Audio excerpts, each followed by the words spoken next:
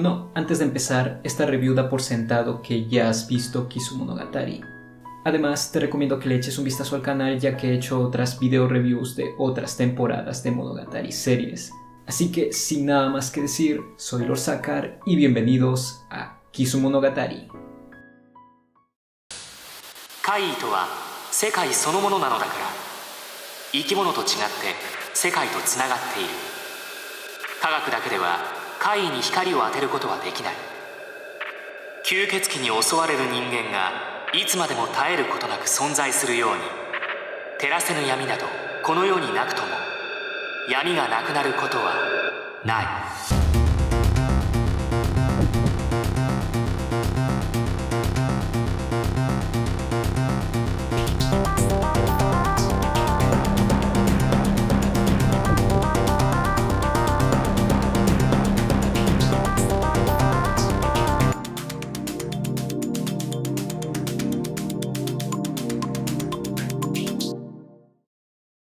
初公開となるKizumonogatariの PV をご覧いただきたいと思います。どうぞ。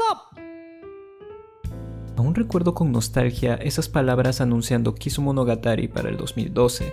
Nisemonogatari recién se había confirmado y todo parecía andar bien, pero hubo problemas. Oishi Tatsuya, director a cargo de esta entrega, le faltaban ideas creativas para decidir cómo iba a ser la película. Hasta que pasaron los años y finalmente se decidió hacer una trilogía que terminaría de adaptarse el 2017.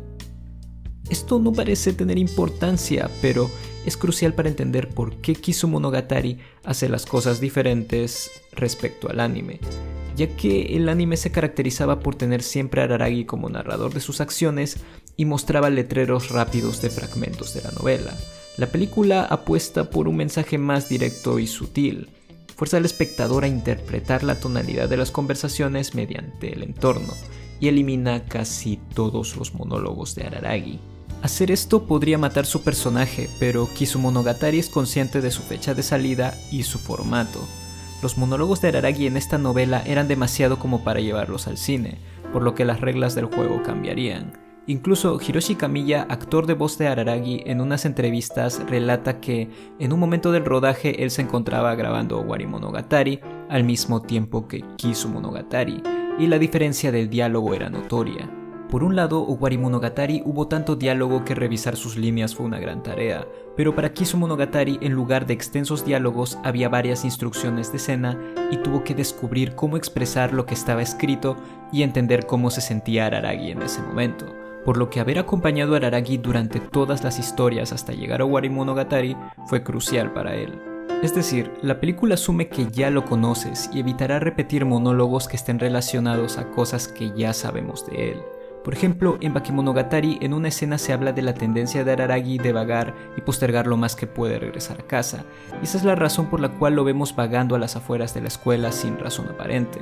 Lo mismo pasa en otras temporadas como Nisemonogatari y las siguientes, donde él habla indirectamente de su justicia y convicciones respecto a preocuparse por los demás. Y finalmente en Owari-Monogatari, donde se habla de lo que nos cuenta Kamiya, el por qué Araragi toma la postura de chico solitario en Kizumonogatari, así como la frase insignia de no necesitar amigos. Básicamente, este es el tipo de cosas que se pierden al ver la película por sí sola y no reflejan completamente quién es Araragi Koyomi, más allá del chico que se convirtió en un vampiro durante sus vacaciones de primavera. Pero para hablar de eso, primero debo hacer mención de Hanekawa y con ella a la escena de la ropa interior.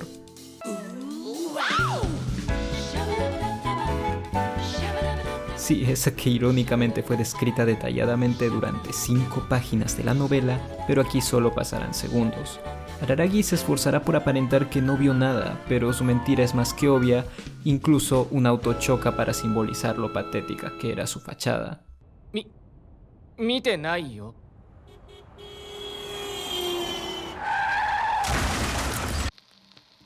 Aún así, la charla sigue ya que Hanekawa está interesada en el enigmático Araragi, y ya sabía de antemano la fama mal ganada que él tenía antes de su primer encuentro.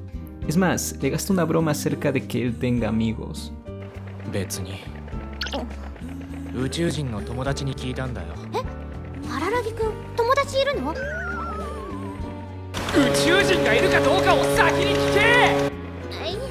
La bocina de hace rato suena solo para potenciar el enfado de Araragi y al mismo tiempo el Tsukomi donde Araragi sería el boque, pero me estoy saliendo del tema.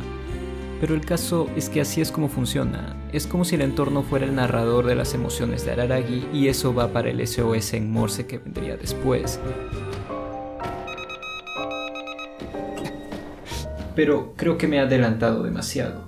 La idea es que Hanekawa impactaría de tal manera a Araragi que lo llevaría indirectamente a un rumor de vampiros. 荒木君は吸血鬼って信じる？友達を作ると人間強度が下がるから。残念、友達できちゃったね。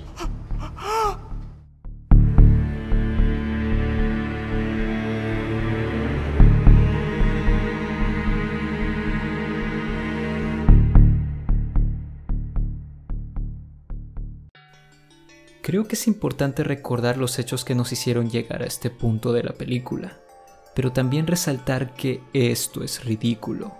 Después de todo, Kizumonogatari es una ironía dramática. Para empezar, la ironía dramática se basa en dos aspectos. Primero, la audiencia sabe algo que el protagonista desconoce. En este caso ya sabíamos que Araragi se convertirá en un vampiro. Y segundo es que la película, a diferencia de la novela, hace esto más atmosférico y te pondrá nervioso durante 3 minutos. Aquí vemos cómo Araragi se adentra por ese sendero de sangre gobernado más por la curiosidad que por su miedo, donde el espectador comparte ese sentimiento de querer saber qué pasará al final del camino. Los hechos pasan de la misma forma que la novela, pero con una matiz diferente que da mucho más énfasis emocional. En la novela originalmente era Quixote postrada en una farola de la calle y Araragi solo voltea quedando atónito. Pero en la película el narrador no existe y las farolas solo guían a Araragi al subterráneo. Araragi tiene que bajar por esa escalera y ver a Quixote quedando estupefacto. Él trata de salvarla, pero al ver la mutilación de sus piernas la tira por el pánico. Esto es contraproducente si tratas de ayudar a alguien, pero si Araragi no lo hacía, la audiencia no hubiera podido apreciar con detalle esos cortes ante la trasluz, que de otra manera hubiese sido difícil de enfocar como lo describía la novela.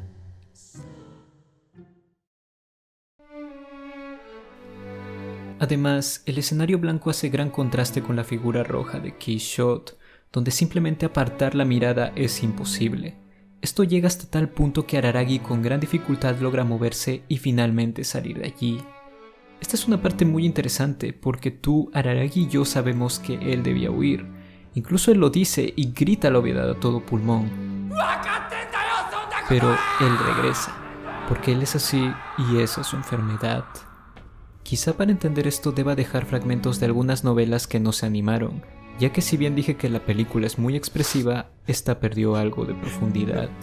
Pero en resumen, todas estas citas apuntan a que él piensa que su vida ha sido un fracaso.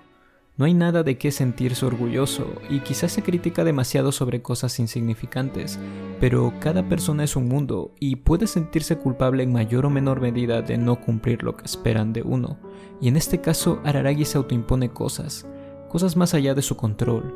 Y de estos excesos de ideales y empatía, la última persona en la que piensa es en él mismo.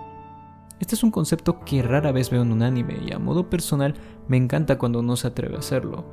¿Y acaso soy el único que cree que Fate Zero y sus secuelas entran perfectamente en esta categoría? No sé cuántos de ustedes hayan visto la saga Fate, pero Saber y Shiro se me hacen muy parecidos a Araragi en ese sentido. Ya saben, del famoso Seigi no Mikata o héroe justiciero. En fin, él es ese tipo de persona, y por eso mismo es que el llanto de Quixote lo conmueve de tal manera como si un bebé se tratase. Esto es deprimente, lo sé, pero es la forma en que se quiere que se vea Araragi, y de esa ingenuidad la película seguirá dando giros en su trama. Pero, como favor con favor se paga, Quixote convierte a Araragi en su sirviente en lugar de asesinarlo, y ahora ambos se deben la vida. Lo que ahora nos pone en un punto importante de la película. Araragi tiene que conseguir las extremidades de Quixote para que ella le devuelva su humanidad. Por supuesto, Araragi no tendrá la menor idea de cómo lidiar contra los cazavampiros hasta que el personaje más badass de la serie, Oshino Meme, entra en escena.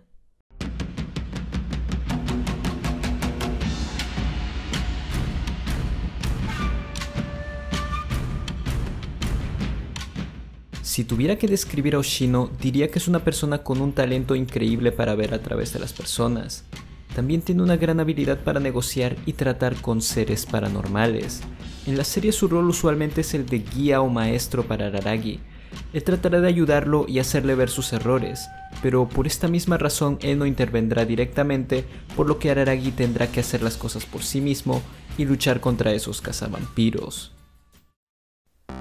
Así que la segunda película será precisamente eso, una historia shonen más tradicional, ya que los cazavampiros son lo más parecido a un villano en lo que respecta a la saga Monogatari, y la verdad es que nunca está de más algo de combates en esta saga.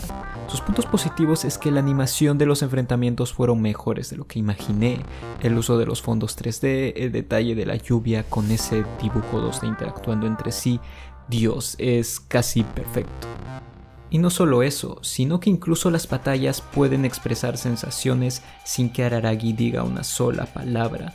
Por ejemplo, en la película vemos cómo Araragi sostiene una pelota de béisbol que segundos después impacta en la cara de Dramaturgi en forma de una pala olímpica.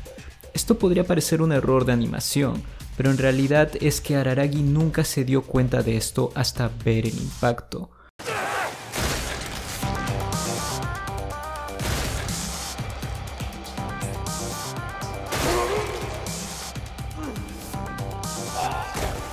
En la novela él explica que él saca de casualidad esa bala dentro de la cubeta de pelotas y que luego de lanzarla sentía que la bola de acero era ligera y estable. Y es allí cuando se da cuenta de su superfuerza y agarra la planadora para dar fin al combate.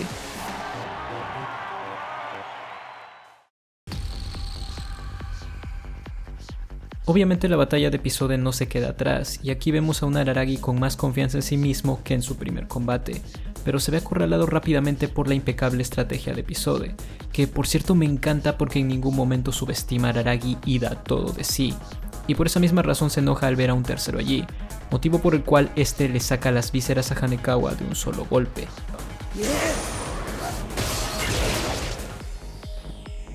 Y sinceramente Shaft lo hizo ver muy impactante. Esta es de las pocas veces que vemos a Araragi realmente furioso, ya que obviamente él pensó que había perdido a Hanekawa, pero Meme le da una pista y Araragi usa la técnica de la mnemotecnia, la cual permite al usuario hurgar en sus recuerdos, literalmente, de tal forma que recuerda que su sangre puede curar a otros y logra salvar a Hanekawa justo a tiempo.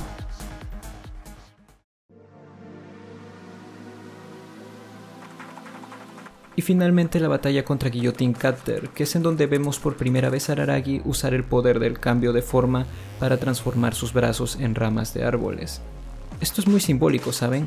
Ya que parte del nombre de Araragi significa corteza, y por eso es que el intro le ponen bastante énfasis a ese árbol. Por otro lado, esta fue lastimosamente la batalla más corta, ya que el ataque tenía que ser inesperado para recuperar a Hanekawa en una sola pieza. Pero eso no es un problema. Lo que sí es un problema es que esta segunda parte peca de hacer parecer esto una simple batalla contra jefes finales. Es decir, los ves pelear, mostrar sus poderes y todo eso, pero en ningún momento se nos explican las motivaciones de los cazavampiros o su carácter.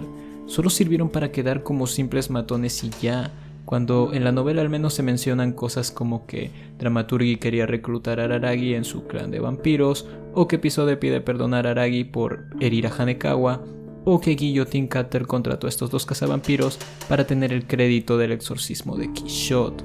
Pero aún así, con todos estos fallos, fue un buen espectáculo. Y ya que estamos, hablemos de la parte final de Reiketsu Gen. Y bueno, me pasa un poco lo mismo que con la segunda parte, pero con Oshino. Ya que si bien dije que se ve guay que robará el corazón de Quixote y todo eso, es una lástima que no se detuviera a profundizar en el cómo y el porqué de este robo. Según él, simplemente le incomodaba ver un poder tan devastador y decidió robarlo para poner la balanza a favor de la humanidad. Y si alguien se pregunta qué método usó para hacer tal hazaña, pues lo típico, agua bendita y un par de cosillas que ya sabe todo el mundo. Pero si nos detenemos a leer este párrafo, es muy curioso y me imagino lo épico que hubiera sido si él hubiera narrado esta historia. Aún así, Kizumonogatari 3 es una historia de redención y sobre todo una reflexión irónica a todas las acciones realizadas por Araragi hasta ese momento.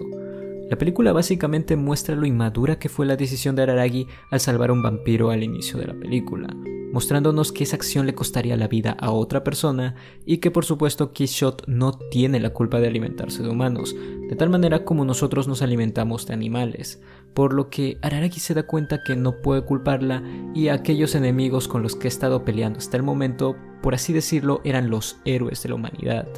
Pero ahora que los ha derrotado y Yoshino ha partido, no hay nadie quien pueda detener a Quixote.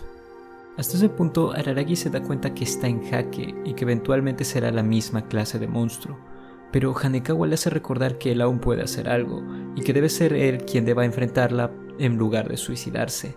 Esto daría lugar a una de las batallas más épicas de este anime, pero sobre todo porque vemos a Quixote usar alguno de sus poderes vampíricos, haciendo que esta sea una de las peleas más desgarradoras y épicas de esta saga.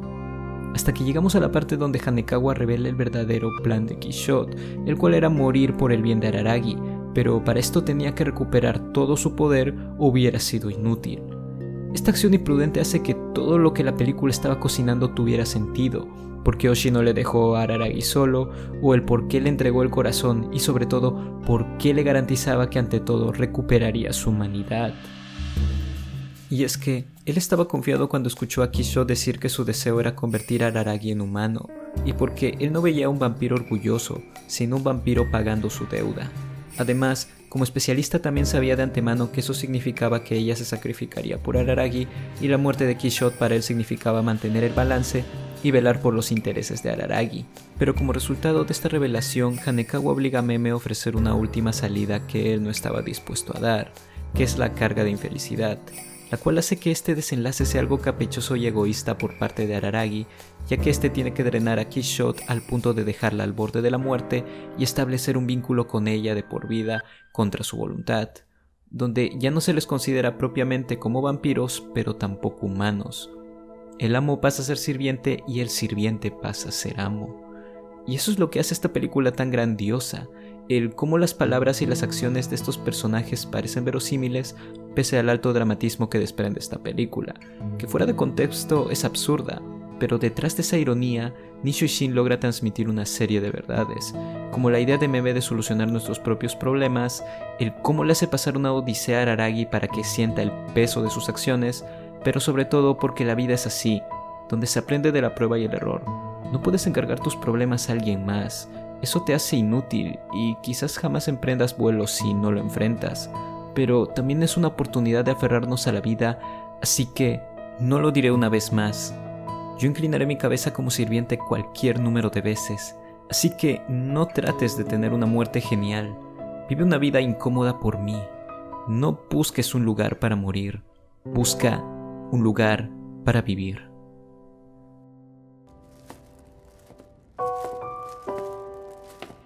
そんな目をするなよ。美人が台無しだぜ。ほら、にっこり笑ってごらん。お前には笑顔が一番似合うんだよ。俺、いただきますくらい言えよ。Porque si esperas, tal vez con el tiempo algo bueno sucederá. Y bueno gente, espero que les gustara este video como a mí me gustó hacerlo. Espero haberme reinventado a nivel tanto técnico y como de guión. La verdad, este video tomó más de lo que debería. Lo tenía pendiente desde el año pasado, pero no encontraba tiempo libre para editar este video y la verdad esa es la razón por la que no he subido videos de impresiones de otras temporadas, así que perdonarme por eso. Bueno, también no se olviden de seguirme en mis redes sociales, tanto en Facebook como en Twitter, y nos vemos en una próxima video review. Hasta la próxima. ¡Chao!